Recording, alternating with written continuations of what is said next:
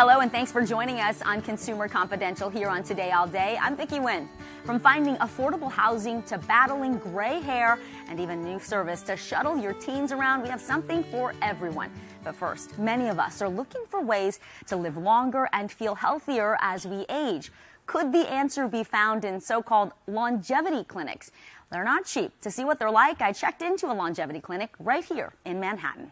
The aging process dead in its tracks. Unlike in the movie Death Becomes Her, drinking a magic potion won't make you live forever. I'm a girl. But that doesn't mean we aren't obsessed with living longer. Even celebrities like Maria Menounos promoting the health benefits of full-body scans to Hoda on Today. That you have to be the CEO of your health. Longevity medicine is the business of helping people live healthier, longer lives. Last year, it topped $26 billion in the U.S. I'm here outside the Princeton Longevity Center in Manhattan to give you a look at what happens. But first, I had to fill out an extensive health questionnaire, everything from my eating habits to my sleeping habits to my family's medical history. And we are here bright and early today because this whole experience is going to take about 8 hours. Welcome to Princeton Longevity Center. After check-in, I'm taken to my private lounge where I'll rest between medical exams and tests. Okay, I'm told the first thing we're doing this morning is getting my vital signs. They're going to draw some blood. They're checking my hormone levels. They're going to look at kidney and liver function. And they're doing it all this morning so that we can get the results by this afternoon. Pretty quick turnaround. I'm getting a bone density and body scan to measure my bone strength and muscle mass.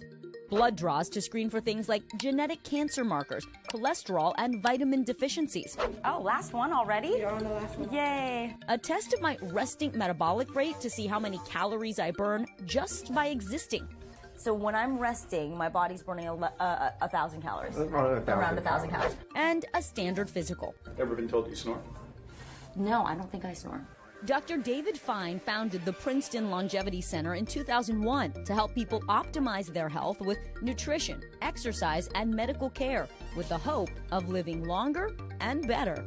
Who makes an ideal patient? Because for some people, knowing what's coming down the road can make them more anxious and more stressed. On the one hand, that's true. On the other hand, though, you have two choices.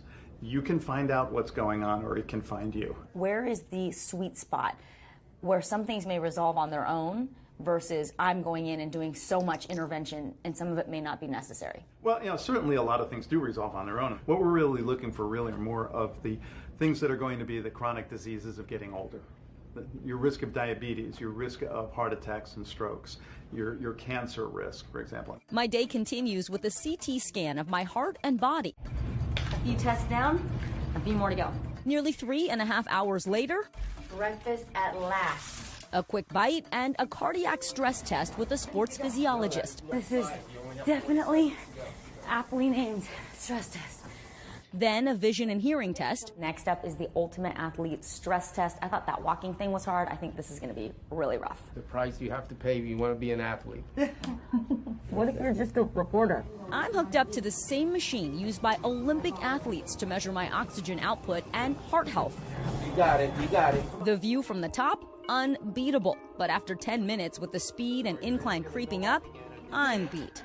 I survived it. Barely. I get my results quickly. Your heart is acting like a 28-year-old.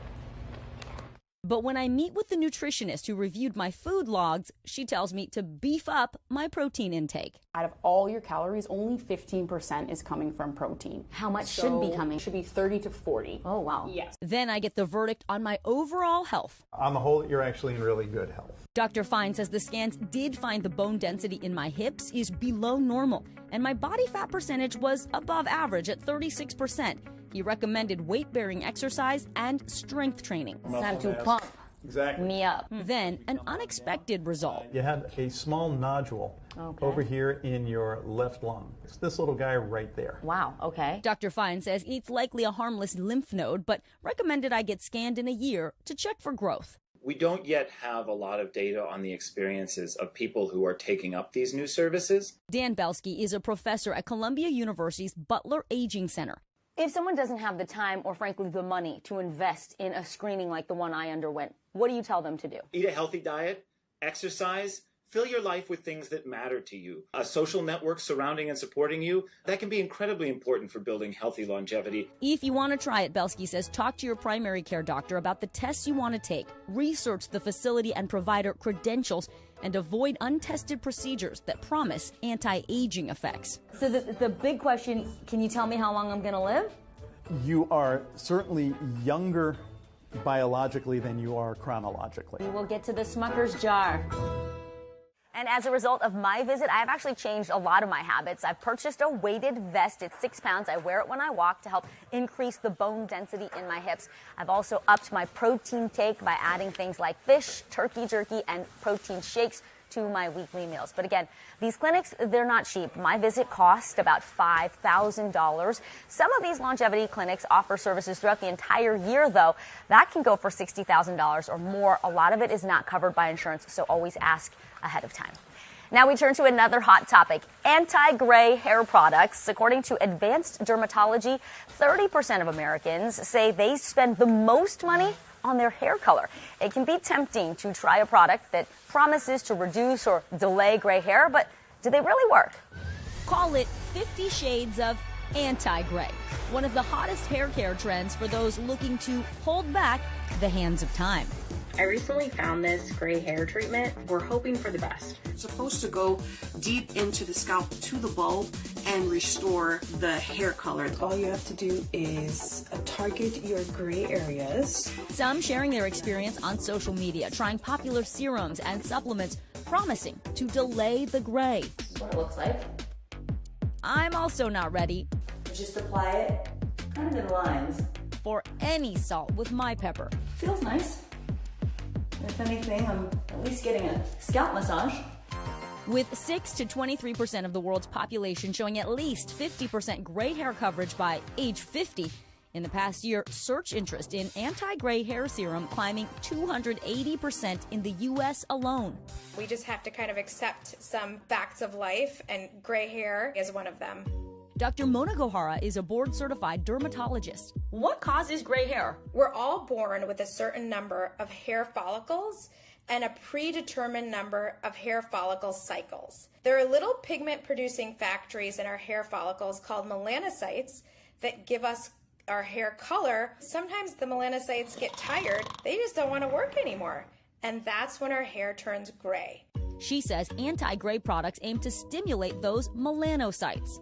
Do they work? Can I make a joke and say it's kind of in the gray zone? Whether the melanocytes are actually nudged is questionable. I don't know that we have any definitive science to say that that's actually happening. One well-known plant-based serum containing ingredients like caffeine, peptides, and vitamins promises to deliver real, visible results in as soon as 90 days.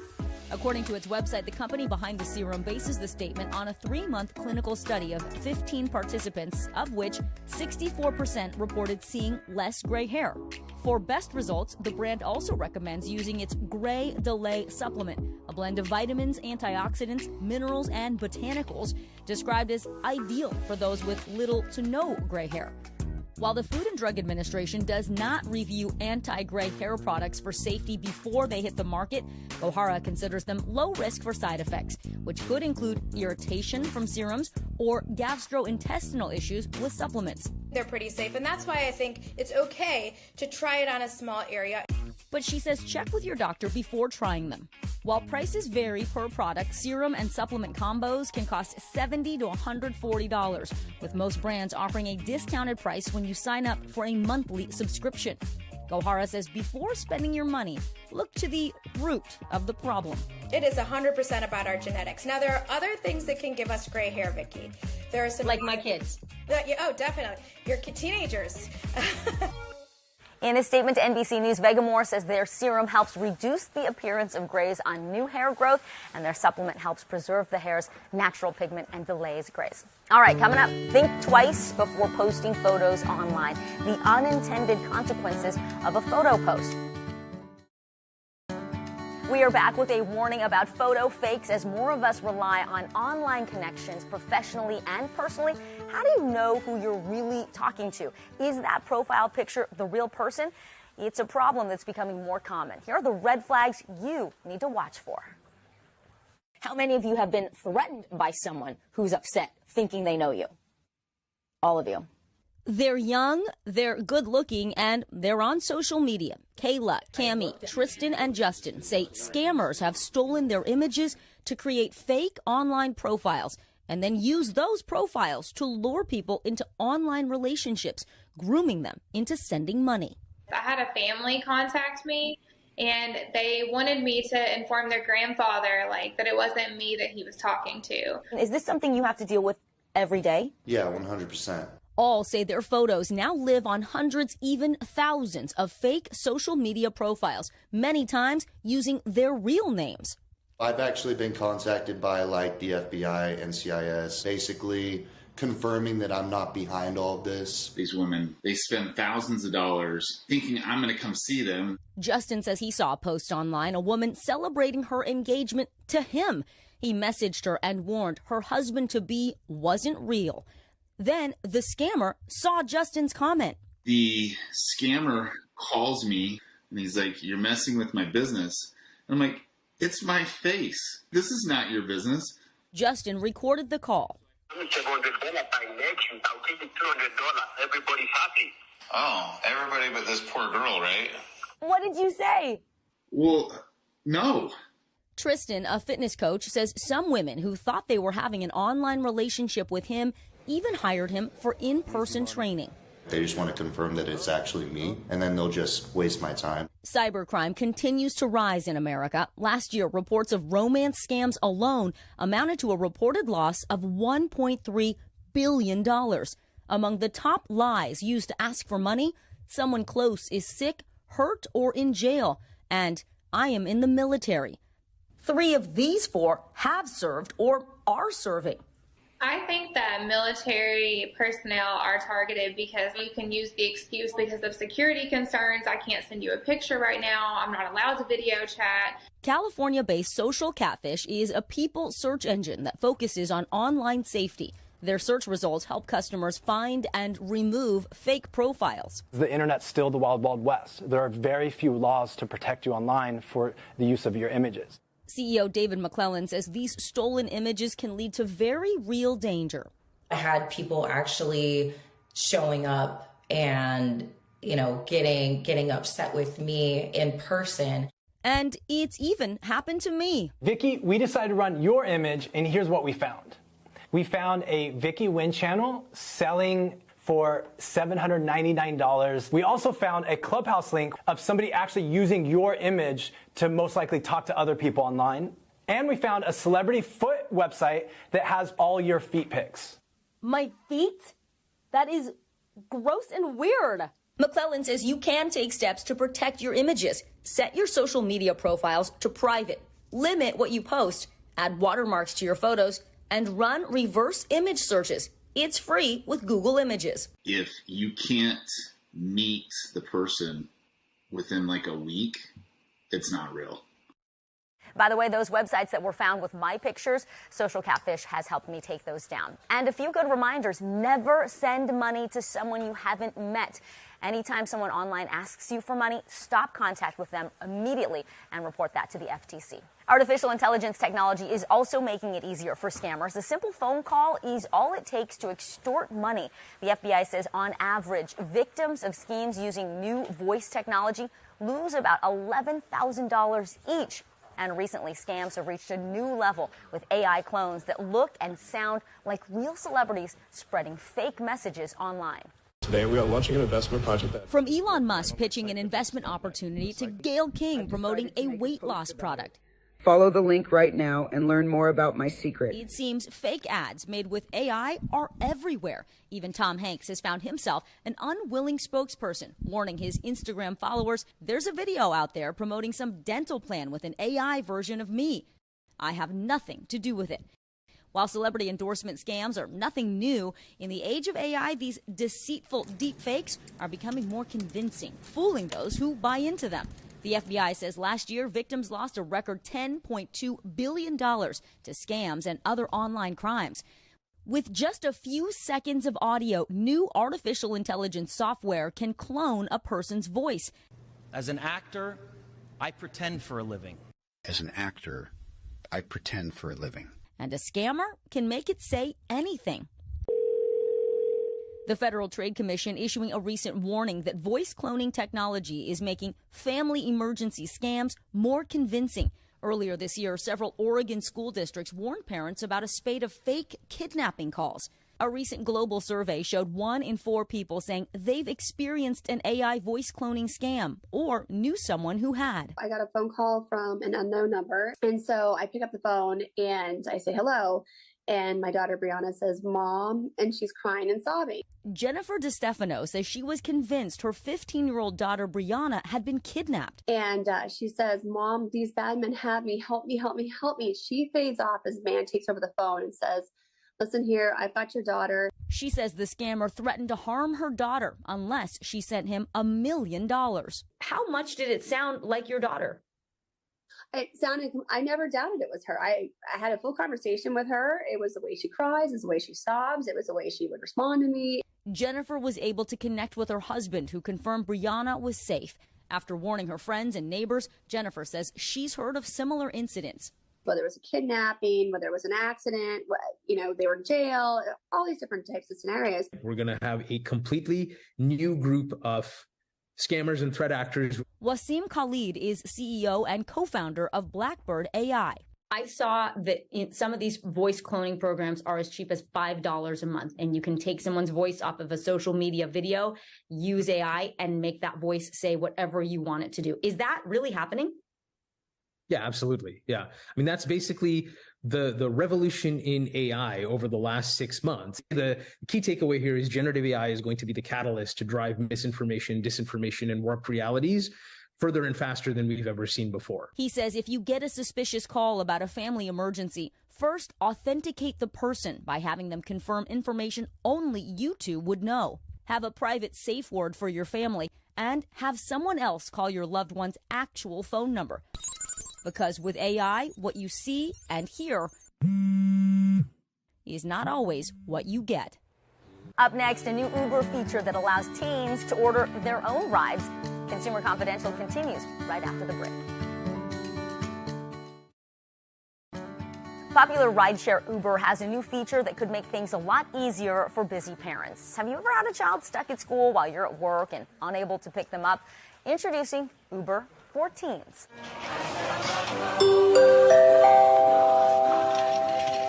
Good morning, boys and girls, and welcome to what we're sure will be our greatest year at Rydell. As classic as the movie Grease, so is the ritual of returning to class. And with it comes hectic teen schedules.